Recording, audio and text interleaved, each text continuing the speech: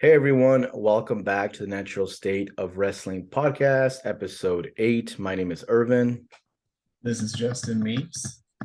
and today we're going to talk a little bit about, what we watched on TV in the wrestling world, specifically more AEW than anything. I think Justin and I were talking before we went live that we're kind of AEW heads more. I see Justin tweeting more about AEW than anything on Wednesday and Friday nights. I still can't do Friday sometimes, Justin. I know that I see Friday. But for me, it's Yeah, tough.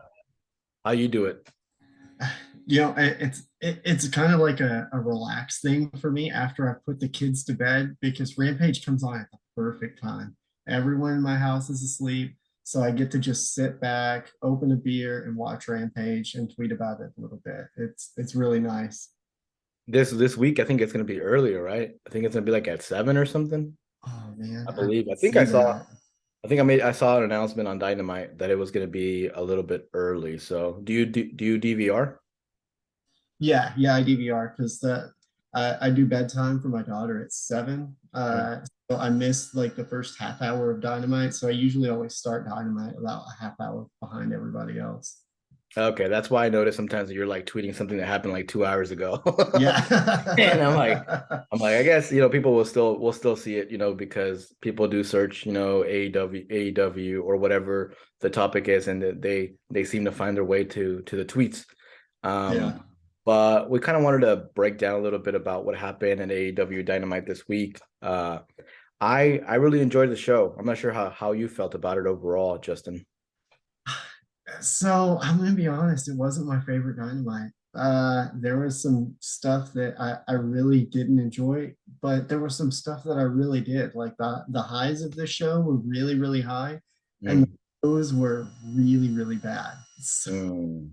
I, Well, I'm interested I'm to kind of know mixed exactly on what it. you're talking about. So maybe we can start at the beginning. What was the first part of it? So the first match, show kicked off with Jay Lethal, Sanjay Dutt, and Jeff Jarrett, Satnam Singh versus Orange Cassidy, The Acclaimed, and Daddy Ass, Billy Gunn. Um, so the match was good, um, but they had this spot in it where like everybody was tagging in and out and in and out, and I just kind of got the feeling like that's something I could see on a house show. Like I need that on. Oh, shots fired. I mean, there was a good part of it where like you had Orange Cassidy in the ring looking up at Satnam Singh, and like just the height differential there was pretty funny. But I could have done without the round robin tagging part. I get what they were trying to do just by, giving Jeff the first match of the night, kind of like a tribute because his father passed away Yeah. just a few days ago. And I completely understand that. I respect that. I'm just not a fan of the group of Jeff Jarrett, Lethal, and Sign. Like I don't know. I get why they would put Lethal with Jarrett just because of that TNA history and just overall kind of similar styles in a way. Um, Mhm.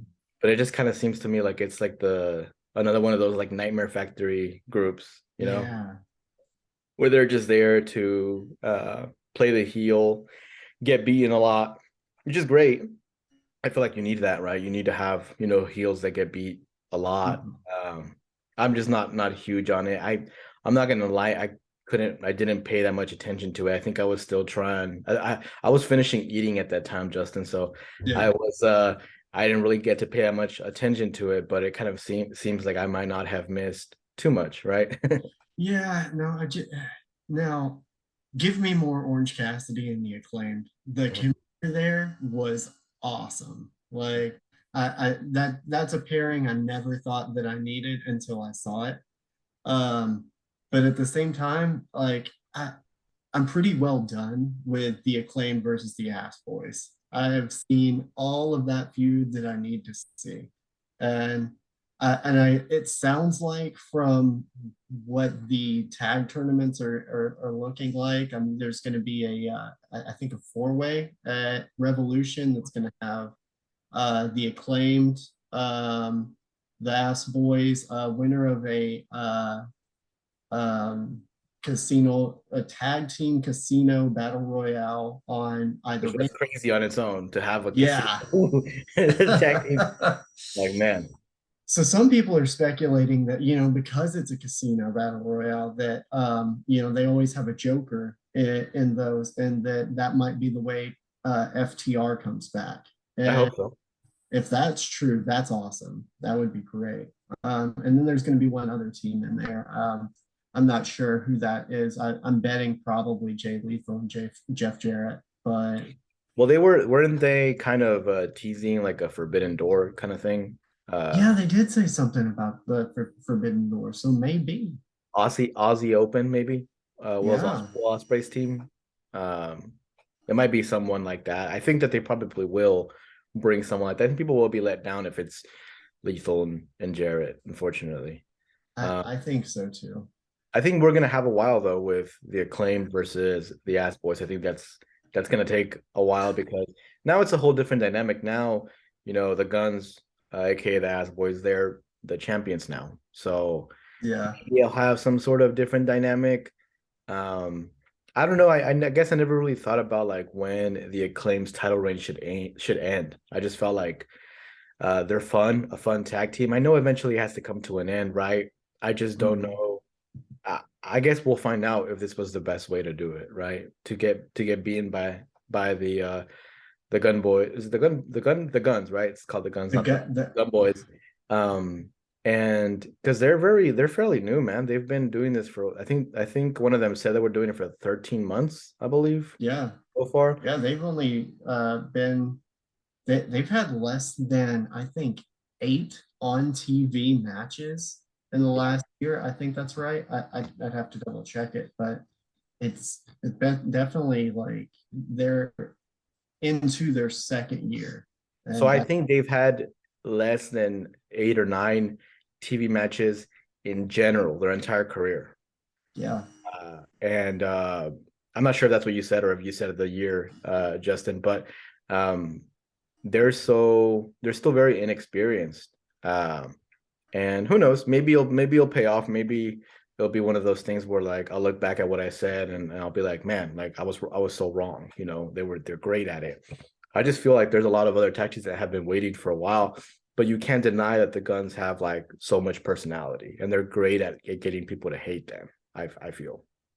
oh yeah, definitely. They're really good at generating heat. So But I uh, guess if it is FTR coming back, I mean, it would make sense for FTR not to beat the Acclaimed since they're both kind of baby faces in a way. And who knows where the crowd would lean to support which team. But if it's the Guns, it would make sense that if FTR comes back, they're the ones that are going to be the crowd favorites, and the crowd will be happy if FTR wins. yeah, true. So yeah, that was I guess I'm not that disappointed that I missed that one, Justin, based Yeah. on what you said, but what was next? Next was a tornado tag match with John Moxley and Claudio Castagnoli versus Roosh and Preston Vance. This Five match, seconds in, 5 seconds in, yeah. Moxley was bleeding. Man, they have got to put some gold on Roosh and they've got to do it soon. That guy is white hot right now. The Yeah. crowd loves him. Like he is a top tier mid card heel right now. And I think that they need to push him to the moon and put him as maybe a title of contender after MJF. Like he's white hot right now. I do feel like I'm a little bit biased because I'm always rooting for like the brown wrestlers and stuff, but man, Roosh just came in and I feel like did what Andrade couldn't do. I feel like Andrade delivers in the ring. He's amazing, but just the way that Rush carries himself, you just believe that he's like an asshole, that he's a Yeah. jerk, and that he just even with his promos, man, he does such a good job. Like he's really intense in the ring, and I also agree, man. I think I saw something online that the AEW was really focused on making him like their big Latin star, which I'm hoping that Yeah. happens. it's like I get the ROH, I mean not the ROH, the AEW World Title might be out of reach right now because of what's going on with MJF and Bryan Danielson, and then eventually if CM Punk comes back, he'll come back into that mix. But man, TNT title, Yeah, like put the strap on him. Don't put him in a tag team. Don't give him a tag team championships. Like no, give him a single title. And also, I think he goes now by is it El Perro Malo, I believe. The Vance, I believe, changed his. He got a name change to El Perro Malo, which means bad dog in Spanish. It was given to him, I I think, by guess I missed that. yeah. I think that's his nickname now. He goes by Okay. El Perro Malo, which is also really interesting. The fact that they put a Spanish nickname on him, even though he's super white. But I feel Yeah. like it fits. It fits because there's a culture in wrestling where when white folks go to Mexico and they train over there and they become part of those promotions, the culture kind of does like bring them in and allows them to be one of their own. And I feel like with Vance being surrounded by Rush, by Jose, the manager, and if Andrade comes back by him too, I think he fits well, specifically with like how he's been dressing up in suits and stuff. I don't know. I like the vibe. I prefer that than any other stereotypical Latino characters, Yeah. like them Yeah. having money and like and but doing things for money and stuff, I think is cool in my opinion. Yeah.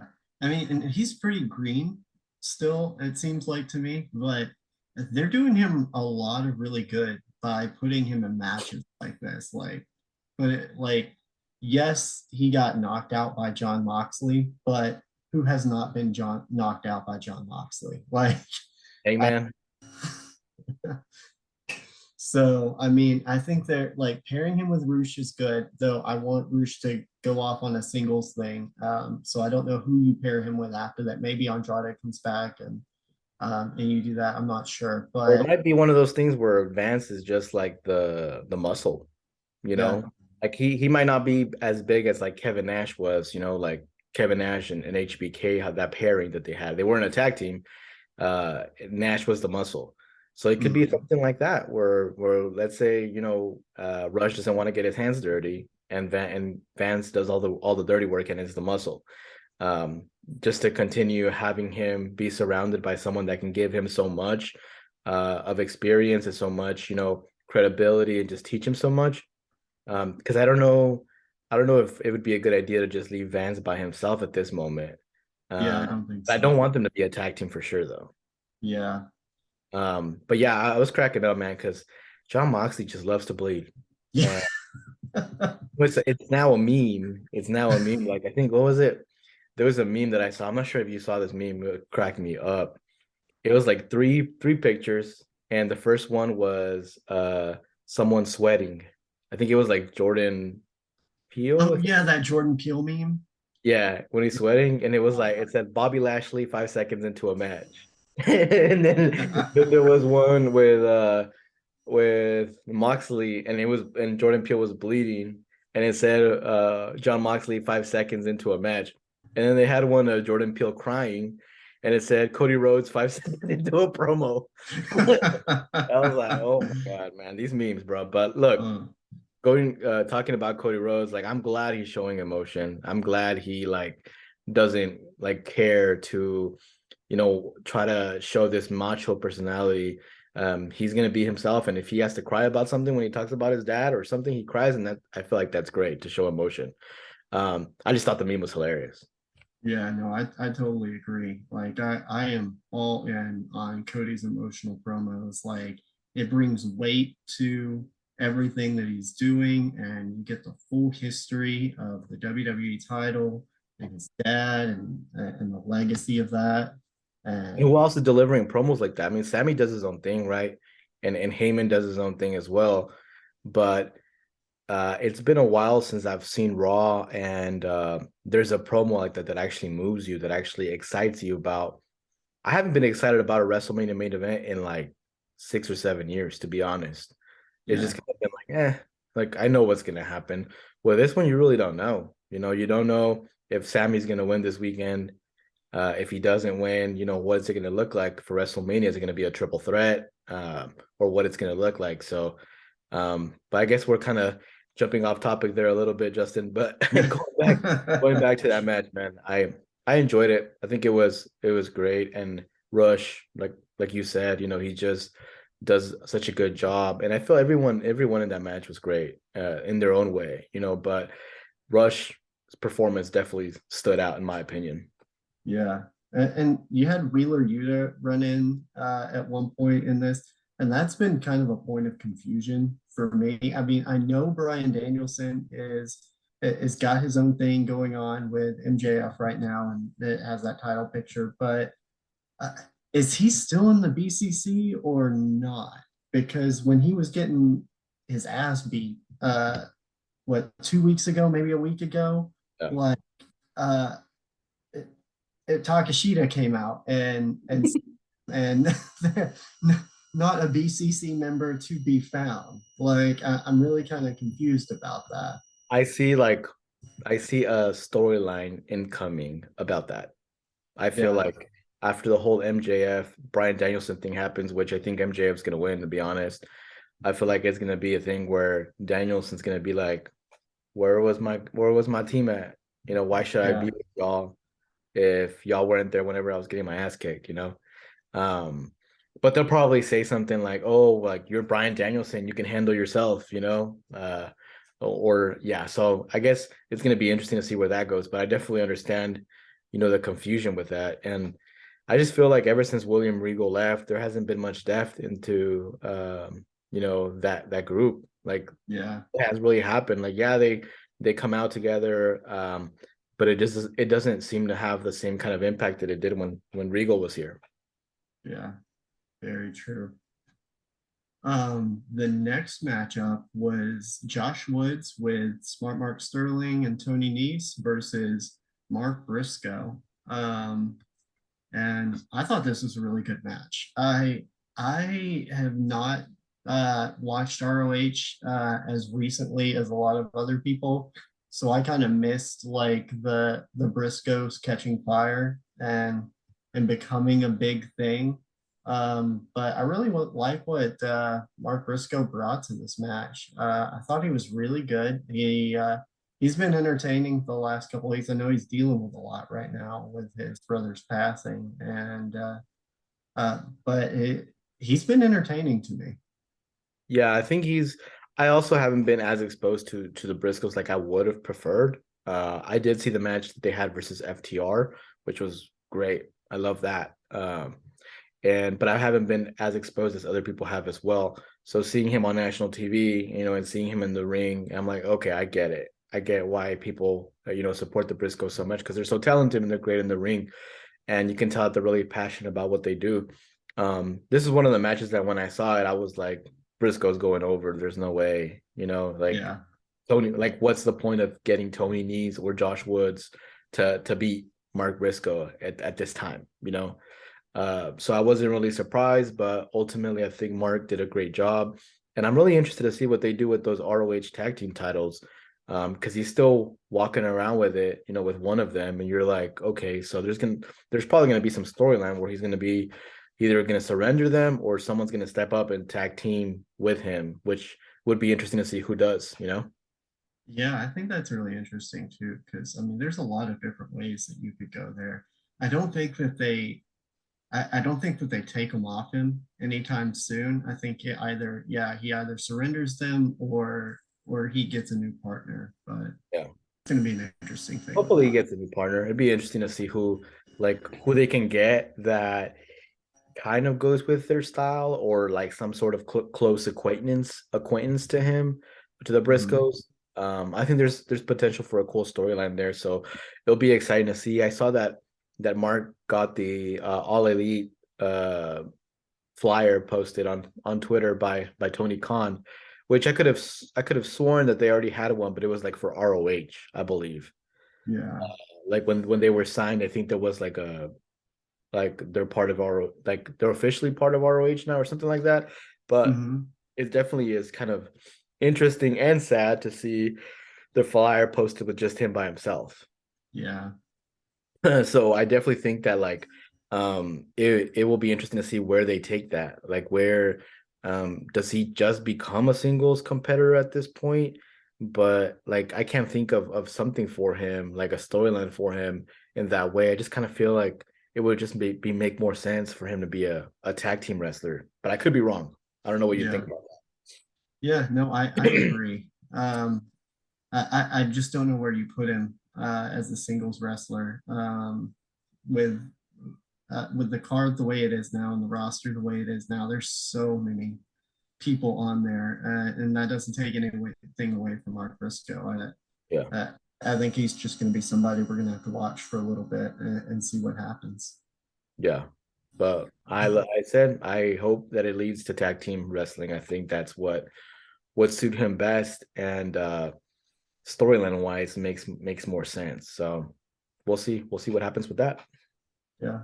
The next thing up was an MJF promo. Well, actually, there was a brief interview with Adam Cole by Renee Paquette. There wasn't really much to this other than Adam Cole saying that he's going to come back. He's going to have his first match, but he's not going to tell us who it is.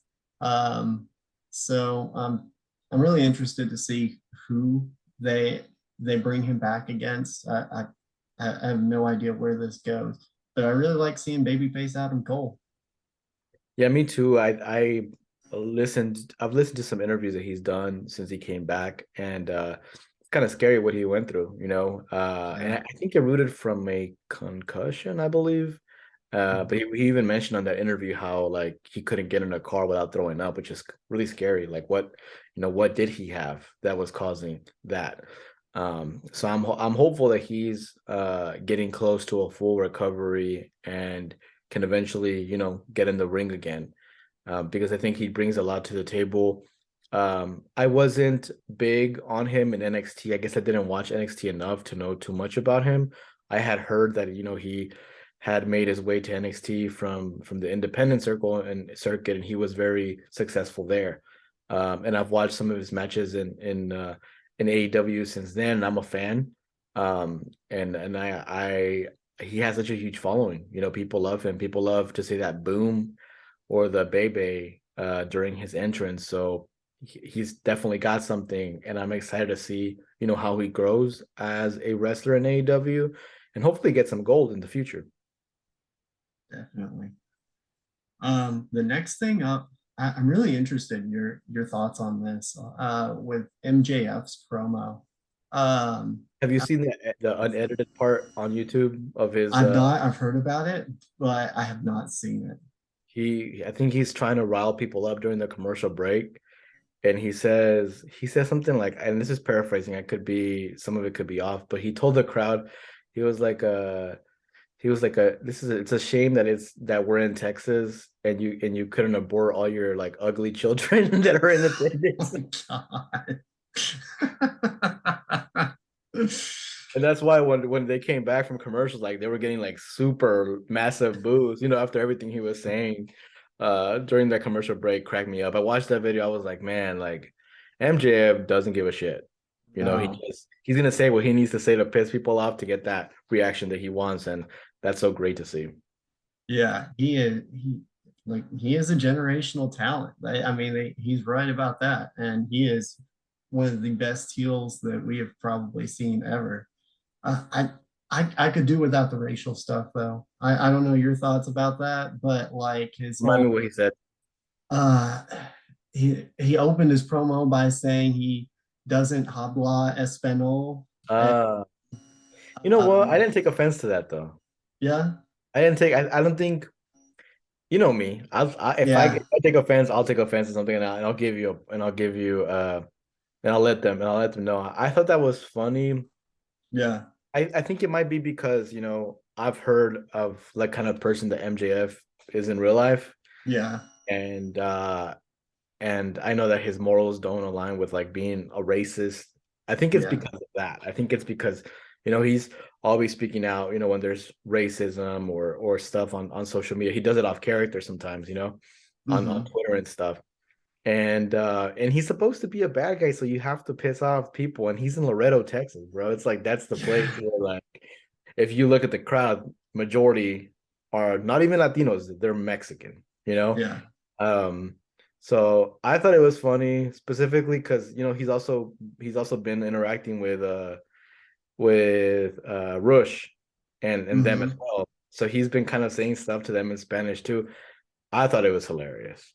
And Yeah. I didn't think about it as like as disrespectful. He's a bad guy. He's supposed to be a bad guy. Now, if he would have said something else, like if he would have gone full JBL Yeah. against Eddie My God. Guerrero, bro. Yeah. Eddie JBL was chasing Mexicans at the border, bro, during his Yeah. while wearing a Yeah. cowboy hat. Like, man, like that. I wasn't like socially conscious back then. But even when I look at that today, I'm like, wow, like this was on TV. Like, so him saying a little Spanish to me, it's like whatever, dude. It's like not a big deal for me. Yeah. Yeah. And I don't want to like even imply MJF is like in any way like this character, because you're right. He does when racially charged things happens or racist things happens. He was one of the first people to like raise his hand and not put up with that BS. And I like and that you brought that up though, because one of the things that makes us stand out from other wrestling podcasts is that we're very socially conscious because of activism work that we do or work that we do in the community. So that definitely makes us, I feel like, stand out. And it's important to point out these kind of things sometimes because people will make mistakes. Look at just WWE in general with everything Vince has done, wearing a do-rag, doing all these different things, saying all these uh like really xenophobic stuff towards Sabu about Muslims and all these different things. And at this point, mhm, if that were to happen today, there'd be an outrage, right? yeah, But back then, it's like they would get away with everything. yeah, I'm glad that we're still able to have these conversations and talk about what we think is wrong and what we think is right. yeah, yeah. Yeah, You're exactly right. The part about this I've loved is that he brought out Christopher Daniels and set it up like Christopher Daniels was gonna shoot on Brian Danielson and just bury him. And Christopher Daniels takes out the envelope of money that MJF paid him and says, "This guy paid me to say crap about Brian Danielson," throws it back at him and is like, and then just completely puts over Brian Danielson. Like it's like this is one of the guys in on the indie scene that was one of my toughest opponents, and talks about their history and all this stuff.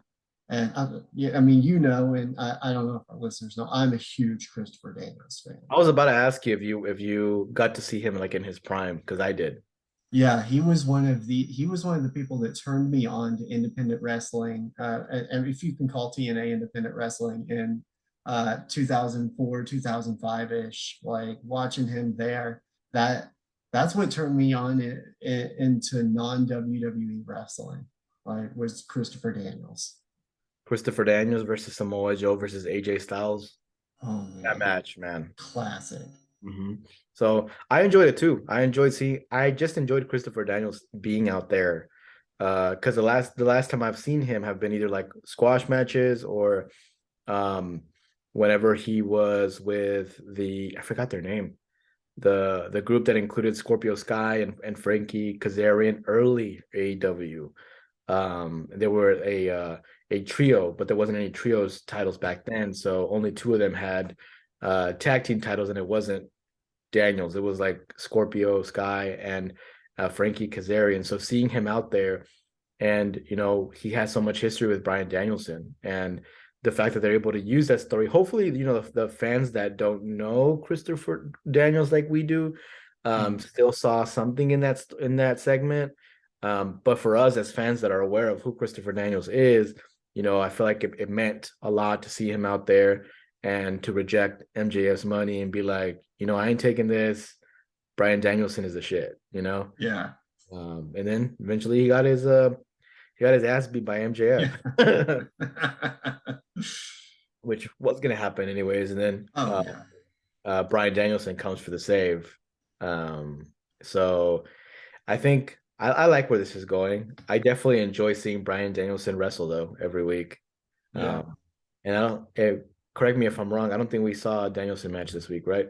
Nope. Okay, so that was his Either. one segment. Maybe he needed a break after the last week because last week was a banger too. Oh yeah. He's been going. And yeah, I don't know that we'll see him in the ring again before Revolution. I hope so, but well, Was correct me if I'm wrong. Was last week Brian Danielson versus Rush? yeah, I think so. Yeah, that Was right last of his trials was last because week. I saw that match and I was like, that match, I got sold even more on Rush. I was like, man, Yeah. to be able to go one on one with Brian Danielson and look like you belong there, like Hmm. wow. And to have him be a Latino man, born in Mexico. I think he was part of CMLL, not AAA in Mexico. Um, and he was brought part of that group with Andrade, and he kind of took over now. Now he's the main guy. Yeah. Really cool to see. But promo was good. I enjoyed it. Yeah. Next match was Brian Cage with Prince Nana versus Jungle Boy Jack Perry. I am loving that on commentary they are starting to drop the Jungle Boy and just call him Jack Perry. Uh, Mm. I think we're setting up for something, and I know he's kind of splitting off from Hook now and saying that he is going to go after singles titles. Um, and I like the direction that they're taking them. And I think AEW needs to get Brian Cage on a contract right now. Mm. There's been a lot of speculation that he is not signed, that he is working one offs right now. And if they don't lock him down, WWE is going to pick him up. He is too good to just let him hang out there. I think so too. I've always been on the Brian Cage train. Don't necessarily agree with some of his like political views and stuff, but Yeah. as a wrestler, as a talent, I feel like he does a good job. The fact that he's massive and is able to move in the ring the way that he does. Might not be the best at doing promos, but Mhm. there's managers for that. But even when he's done promos, I feel like he's held his own in a way.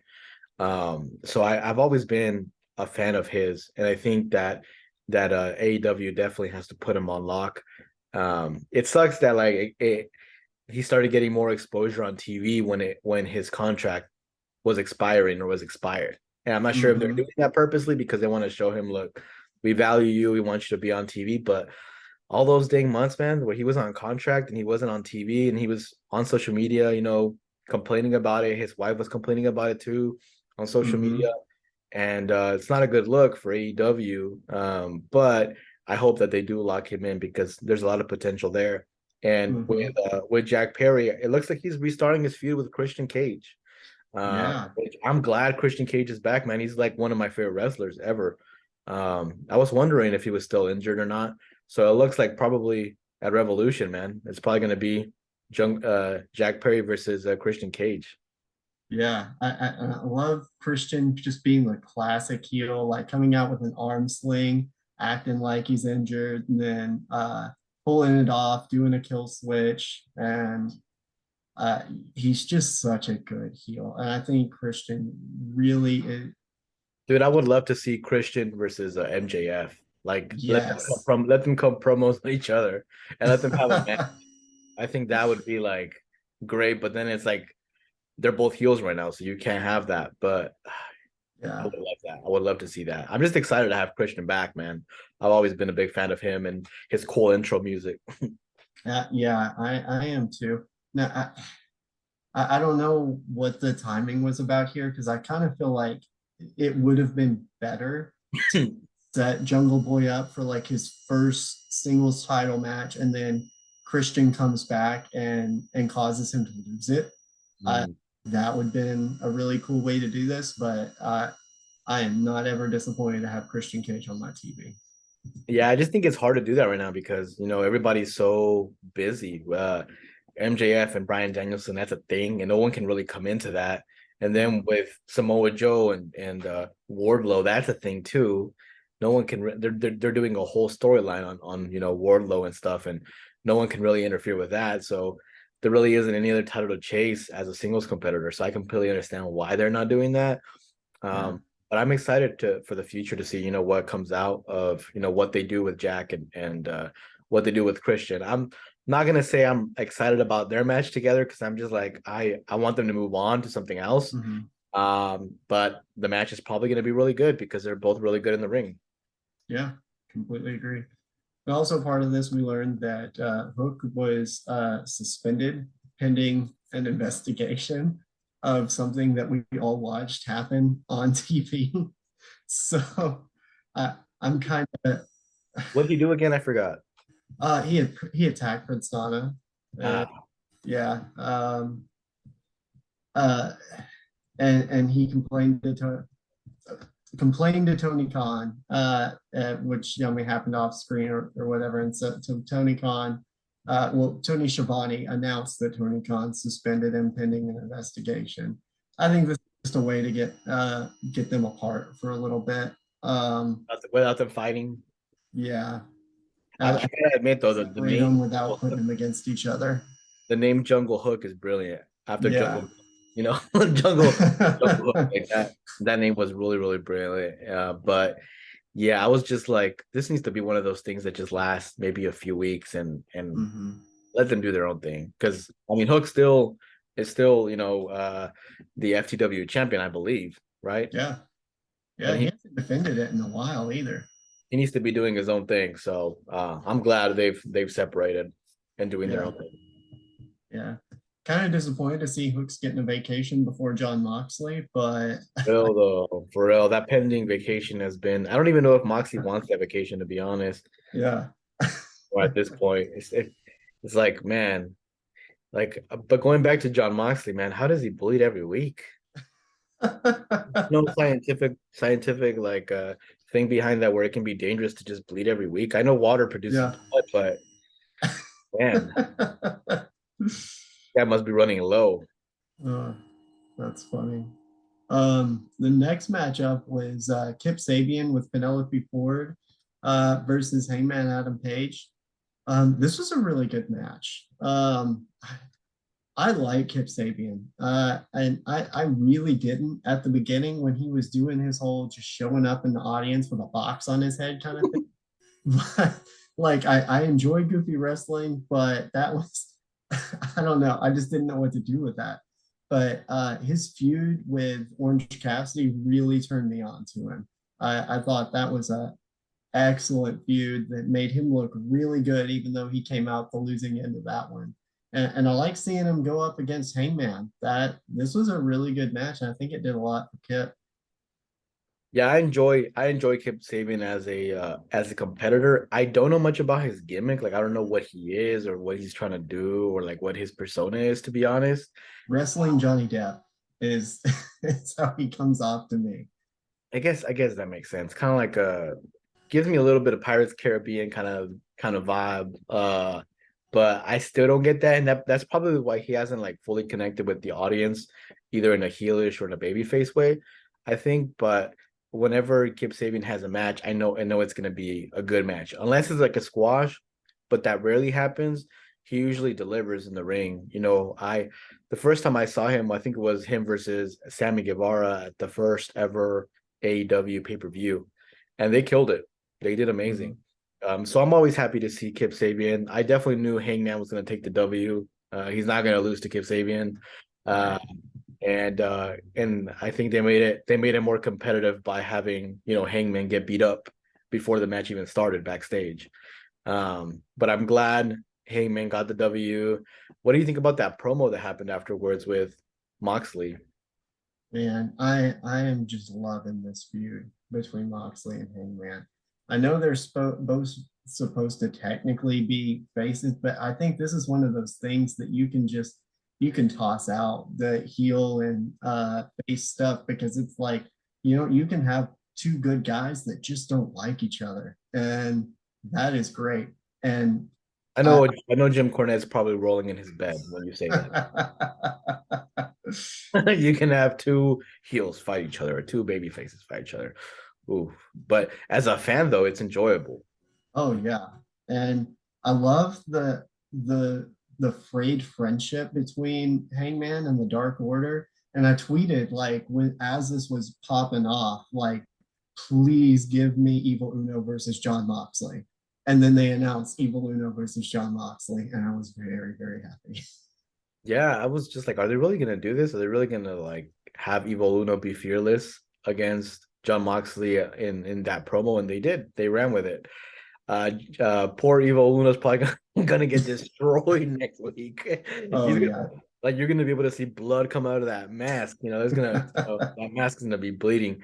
But John Moxley gonna be bleeding too somehow. He might have someone's gonna hit Oh him yeah. by accident, and he's It's a gonna. Texas death match, so yeah, Oh, there's no way he doesn't bleed. but it is kind of random though that Evil Uno comes out of nowhere, and it's like now he's in a Texas death match. John Moxley, but he hasn't been wrestling on Dynamite for weeks. It's kind of Yeah. random, but I think it's one of those things where it's like John Moxley needs to be fed some Mhm. wrestlers to show how dominant he is and everything.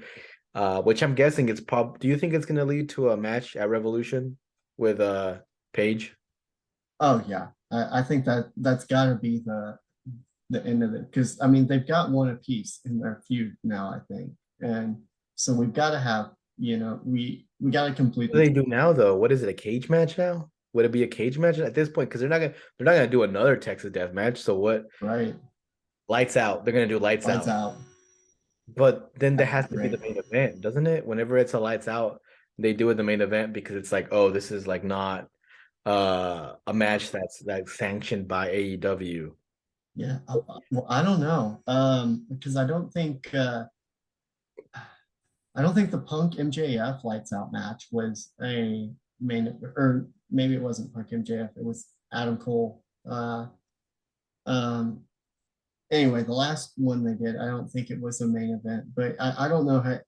I don't know that you can put it as a main event when you've got MJF and Brian Danielson for the title. I think that's got a main event your pay per view. Yeah, that's why I'm like, man, are they not gonna do it on Revolution? Will they do it like when is Revolution anyways? I don't even remember. If That's they a really still good question. if they It's still have a few weeks left, like if they still have like another week or 2 weeks after this Adam Page, I mean Evil Uno versus John Moxley match, then maybe they can do the lights out match at one of the Dynamites.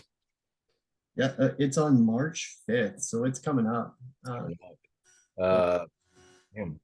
Unless they do it the lights out match, during the event, not at the end, or in case that becomes too much of an issue, they'll probably go with something. They have to go with something more gruesome. So what is it? Is it a cage match? Is it um anything goes, no holds barred match? maybe. It definitely can't be Yeah, another Texas death match yeah, or a regular match, in my opinion.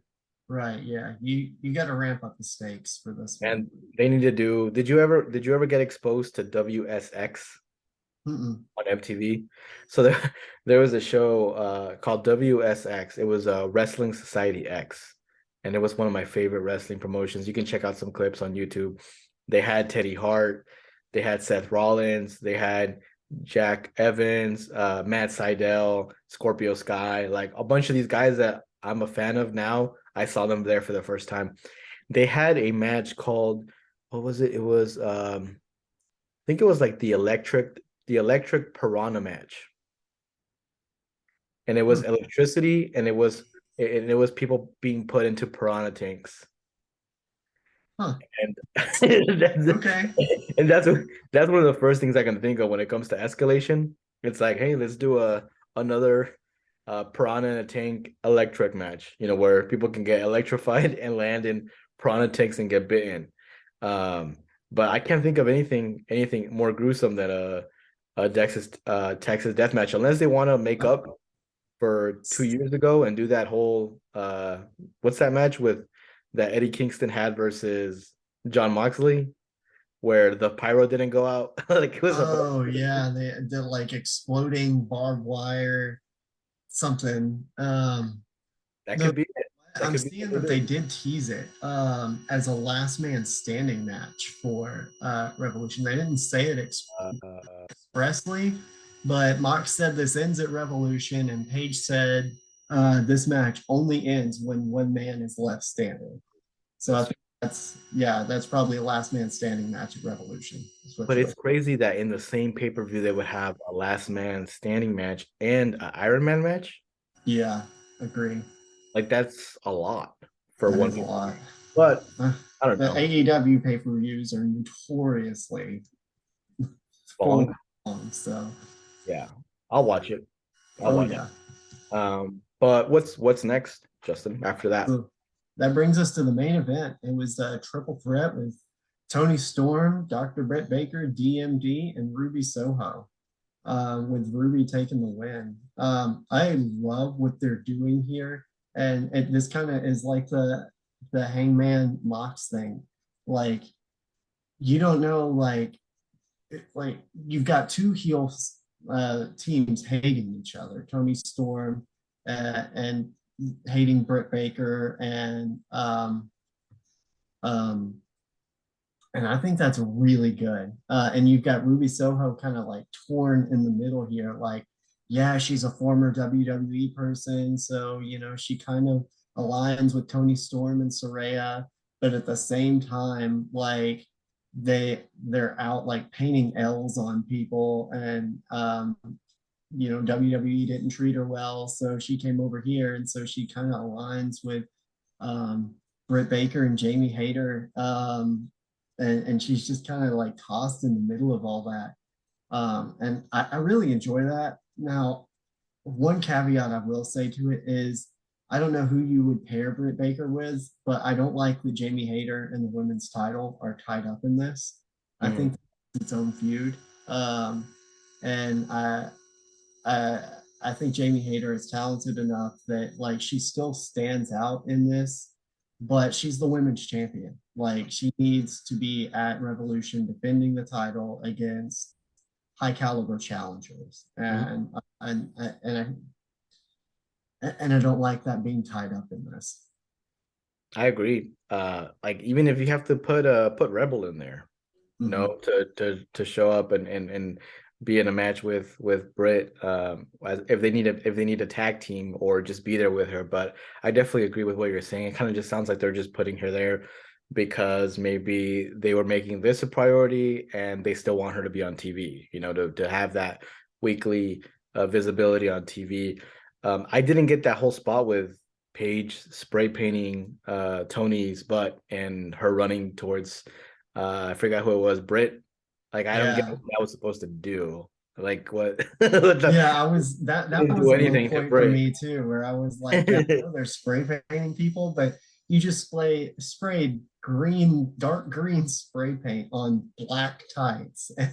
Like and none of it came off on Britt Baker's face. So I really Yeah. didn't understand the point of that. Yeah, and I'm still confused as to how Paige and Tony became heels, to be honest. That just came out of nowhere. It was just one of those things where they were the good girls in one show, and then next week they just became heels for some reason, which is a little bit confusing to me. But that aside, I enjoyed the match. I'm a big fan of Tony. I'm a big fan of Ruby, and I'm also a big fan of Britt, of what she brings, like promo wise and just character wise. Look, you can say that Britt might not be the best person in the ring, in the women's division, but I don't think anybody touches her in the mic at all. I don't think any No. other woman in the division touches Britt Baker on the mic. She's the best. And the way she carries herself and what she does in the mic, she's untouchable at the moment. And who could you like? I have to reach out to like WWE to find someone, a woman that can like be on the same like promo ability as her when like Becky Lynch, Mhm. or even Bailey does a good job too. But besides them, like she's kind of untouchable. And I enjoy seeing her on TV, even if she might not be the best in the ring, but I just feel like she's always entertaining. Yeah, and that's another I think downfall in having Britt and Jamie paired together is Jamie Hayter is probably your best in ring women's performer, and Britt Baker is probably the best on the mic. So you've got two the probably top two best at the two different aspects of this. and they're on a team, and every time they are on TV, it's together. I get that they've got the history, and I get that they've got the friendship, and that Jamie Hayter was there for Britt Baker when she was champion, and now Britt's doing the same thing for Jamie Hayter. And I don't think you need them to have a split up where, like they go against each other. I think you can do like what WWE did with the New Day.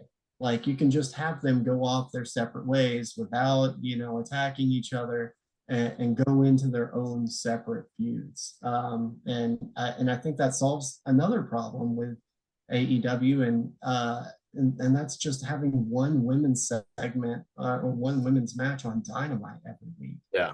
I think that they're getting more main events, but still, like, Look, I my respects to Jarrett and Jay Lethal. Put that match aside and yes, give the opening match to the women, and then yes, it would have been great, if they would have had a women's opening match and then have the women be the main event as well. There's so many women that are out there that, like I don't think Abaddon has had a match in Dynamite. Like, do you even know about Abaddon, Justin? yeah, yeah. She She's hasn't been had a sitting match on in the a sidelines forever. while, Penelope also is a pretty good Mhm. wrestler. What about her? Why is she not in a match? Mhm. Or there's, I mean, Tynera, Tay Mello, or I think she's now Ty Guevara. She's also great. You know, Mhm. uh, why not have her in a match? And yeah, that's one of the constant criticism I have of AEW, even though I'm a big AEW fan. It's like there needs to be more women's matches, more women representation. And I'm not just saying that to be like Yeah, PC, like it's necessary. They have the women to do it. You shouldn't be having these matches where it's like three women and three women, only one of them in each group wrestling and two just standing outside the ring. Like when you can have another match, cut some segment off that is not that important. yeah, You know? yeah. We didn't see Jade Cargill this week. We didn't see Red Velvet, Scott Blue. Like you could go down the list of talented women that are on this roster. And I know that Jade has largely made Rampage her show, and just completely dominates there. But the bigger audience is Nina is out there what? too. Athena is out there Yeah, too without any matches. And then when Thunder Rosa comes back, hopefully soon, like come and on, it sounds like she's coming back very soon. There was a Fightful Select reported earlier this week that there was a meeting with the roster, the women's roster, and Thunder Rosa, where she kind of had like a mea culpa about a lot of the things that she had been accused of, about some of her stiff landings on moves and stuff, and that they kind of had her go in front of the women's roster, and make some amends, and try to amend a lot of that. So it sounds like they're getting ready to put her back on TV. If I must have missed that. I know that she just started on Spanish commentary for AEW. Mhm. And she's gonna be more active on community stuff that AEW does, because she has been already, but I think when she took her break, she wasn't that active. So she's about to get back into that, and hopefully we can get her on the podcast. That's still up in the air. We reached out to the representatives of AEW, and they said to reach out back once she's back on TV. So we'll see when that happens, and we'll be reaching out. Hopefully we can get her on the show. I think it'd be fun to talk to her. Specifically, I would like to talk to her about like her community work, because before AEW she's been involved in a lot of community efforts with different things. So I kind of want to touch on that. But you weren't that fond of the show this week, Justin. So yeah, like I don't want to say that I didn't like it, because I mean, like as we went through stuff, there was a lot of stuff that I thought really worked, and when it was great, it was great. But the I'd probably say a 7 out of 10.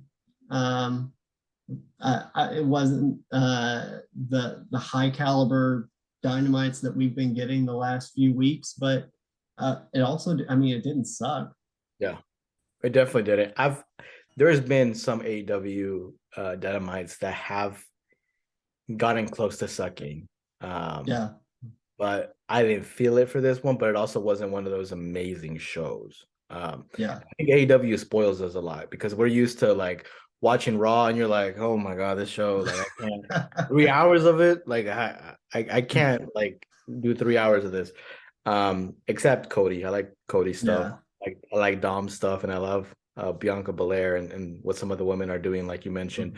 Mhm. Um, but I think AEW does spoil us a lot, and they specifically with like surprises. So when you don't get those surprises and stuff, you're just like, man, Yeah, what's going on, But they deliver in matches at least every week. that's true. And maybe that's my problem. Maybe I've been so spoiled with how good it is that when it puts on an average performance that's still better than 90% of what's out there, I'm like, oh yeah, this wasn't as good as a couple weeks ago, but what we got a couple weeks ago was like a phenomenal, great show. So Yeah, yeah, and I put any AEW aside, we have WWE. What is the Elimination Chamber coming up yeah, and Sami Zayn versus Roman Reigns, man. What do you think about that? How do you think that's going to turn out? I think the odds are on Roman. I, I don't know how this plays out. They've done such a great job telling the story and putting these little like the whole Sammy and Jey Uso thing that they had last Friday on SmackDown. They have done an excellent job at doing this and setting it up. And the fans are clearly behind Sammy. But they've done a good job on the other end at not taking anything away from Cody. Like they did a promo with each other on Sammy and Cody on Raw this week, where Cody told him, "Go out and finish your story, so I can see you at WrestleMania." And I thought that was excellent. Like Cody is not like falling behind in this. He's not in the background. You have three hyper popular superstars with Roman Reigns, Cody Rhodes, and Sami Zayn that I think we could see this evolve into a triple threat match at Mania. Yeah, man, it'd be interesting because I was hoping that if Cody Rhodes faced Roman Reigns in WrestleMania, it would be just for one title. Like I didn't Mm-hmm. want it to be for both titles. If it ends, if I don't think Sammy is winning at Elimination Chamber. I get it looks perfect because it's in Montreal, his hometown. Um, but I don't think it's gonna happen that way because first of all, I don't think that it'd be Sami Zayn versus Cody Rhodes at WrestleMania. I don't think that's gonna happen. It wouldn't make Mm-hmm. sense. Specifically with I feel like Roman Reigns is being positioned to be the next person to kind of make it in Hollywood eventually, and he needs to be on that card. He needs to be on the marquee. And that marquee looks better with Roman Reigns being involved in some way.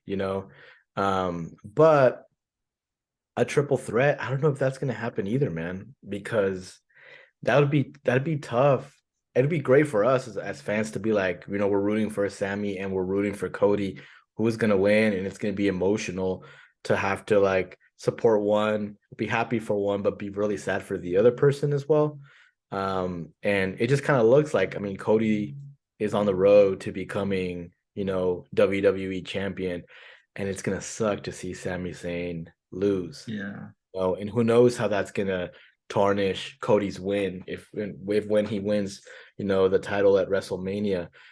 What about if Roman beats Sammy and then WrestleMania night one, it's Jey Uso versus Roman Reigns, and in night two, it's Roman Reigns versus Cody Rhodes. So I've got a similar pitch, and this comes from the USA Network being very upset that they don't have a world title on their program, which is fair. And they've done a really good job of building the US title up, but they won a world title and they should have a world title on Raw. And so I think that they're eventually going to split them up. And I think the way you do that is you have uh, both titles on the line in a triple threat match one pin per title. So Mm. if Cody pins Roman, he gets the WWE title. If he pins him twice, then he gets both. And I think that's a way you can split it up where Roman pins Sammy, keeps the Universal title, and then Cody pins Sammy or Roman and gets the WWE title. And so you can have Roman and Cody go off their separate ways, each with a world title. Heartbreaking for Sammy still.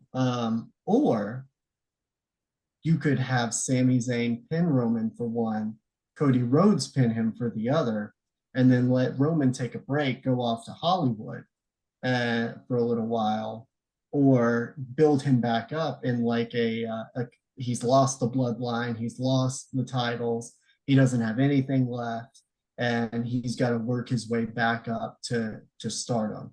And I think that's a good story too. So I think if you do it that way, there's a lot of avenues you could take to do this.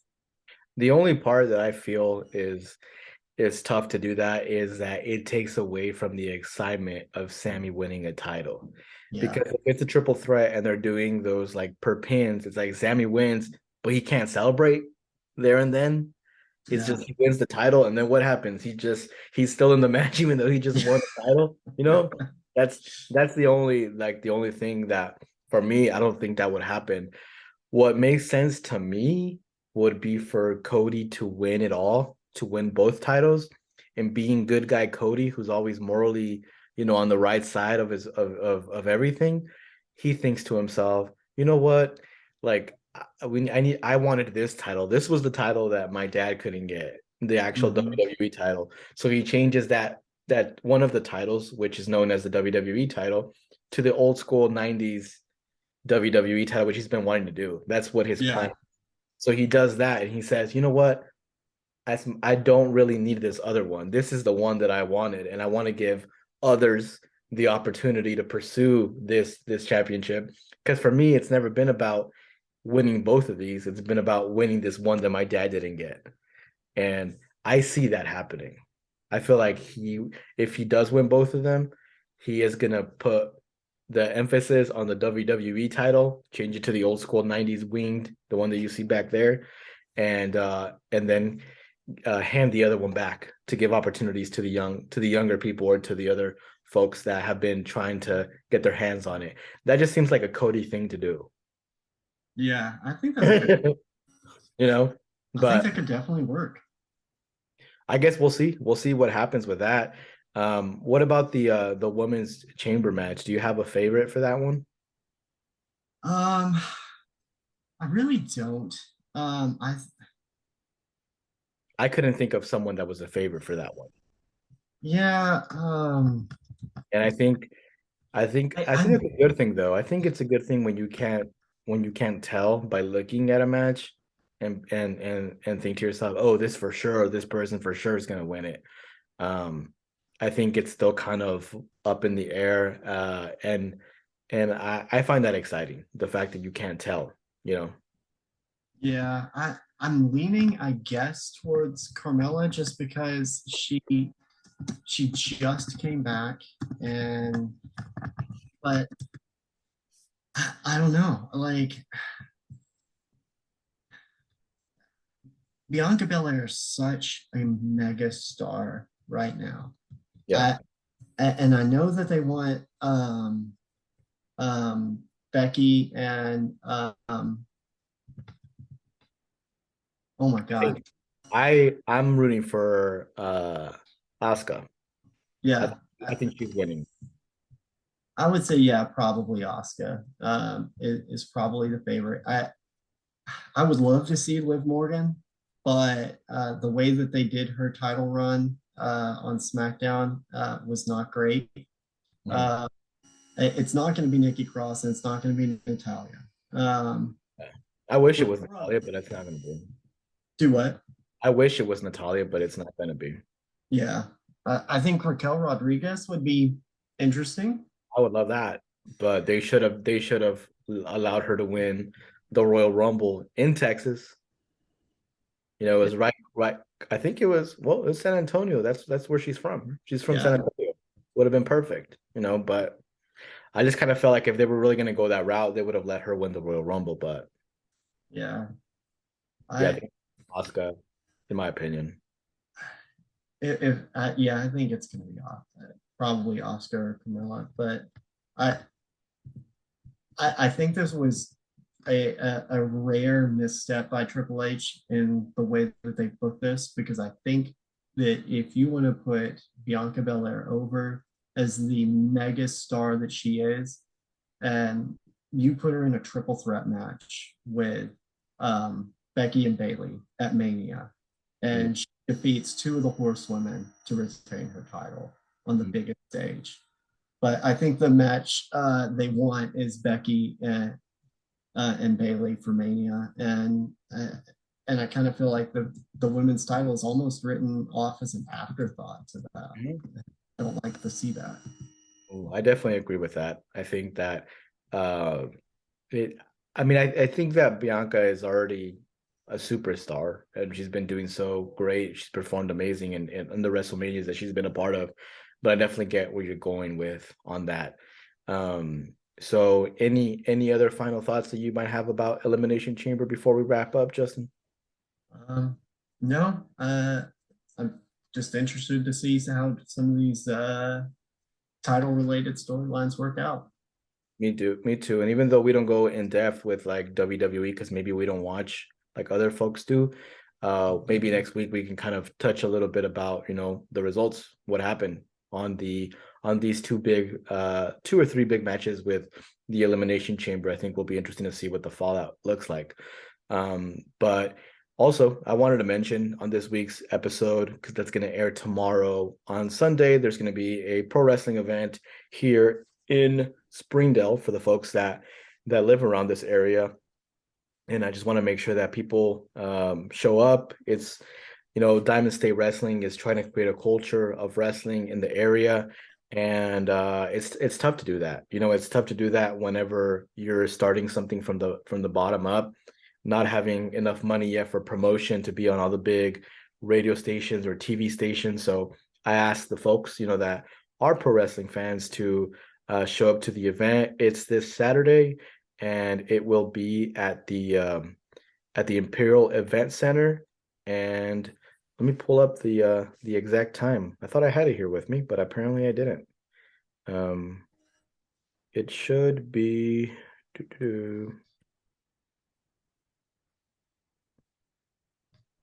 it should be at 3 p.m. So the event starts at 3 p.m. this Saturday, February 19th, Diamond State Wrestling. I'll be there. Justin will be there as well. Be a great opportunity to talk about the podcast if anybody showing up to that show watches it. And also it's a good wrestling show with a lot of good talent from Arkansas, Oklahoma, Texas, and some folks from Mexico too. So I definitely encourage everyone that's listening to go check out that show. Tickets are really cheap, $10, $20. And it's a good show overall with a lot of good up and coming talent. Hopefully next week we'll also be able to do not only one of these regular shows where we talk about what we watched on wrestling TV that week, but also an interview. So look out for that as well. But that's the end of episode 8 of the Natural State of Wrestling podcast. This is Irvin signing off. And this is Justin. Thanks for listening. Thank you all for watching and listening. Catch you all next week.